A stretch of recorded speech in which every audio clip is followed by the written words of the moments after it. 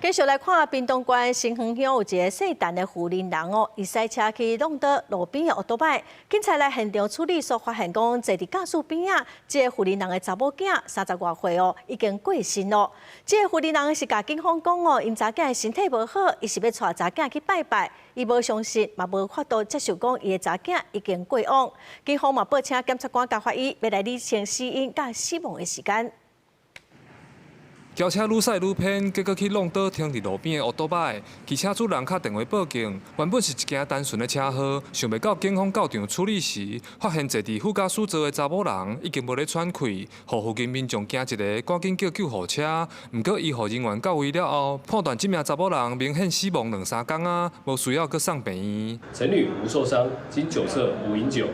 經警發現車內乘客妓女呈現疑似死亡徵候，通報救護人員到場後認定不需送醫，確切死因報請屏東地檢署相驗釐清。警方調查，這台銀色的轎車車頂是姓陳的查某人賽車，伊載78年厝姓紀的查某囝，含小妹要前往東港東龍宮，一時失覺差，才去弄到停佇路邊的奧多擺。警方嘛發現，這一街口無大的所在，攏困佇車頂四界浪流連，只有講是對鳳山來的。對來，對高雄嗎？對高雄來啊？哦，啊囡仔平常時有啥物病痛嗎？我係倒片。啊，倒片那個囡仔，啊，啥人伊講佢過30幾年啊？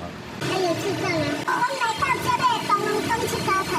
駕駛陳小姐私底下表示，因為查某囝自出世就有智能障礙，佮足濟病痛，伊和小妹輪流照顧36年啊。這一陣仔感覺查某囝愈來愈虛，想要帶伊出來行行看看，結果人就過往。家屬和檢察官11點時已經到殯儀館準備進行相驗，愛等結果出來才會當確認真正的死因。記者柯明哲，屏東報道。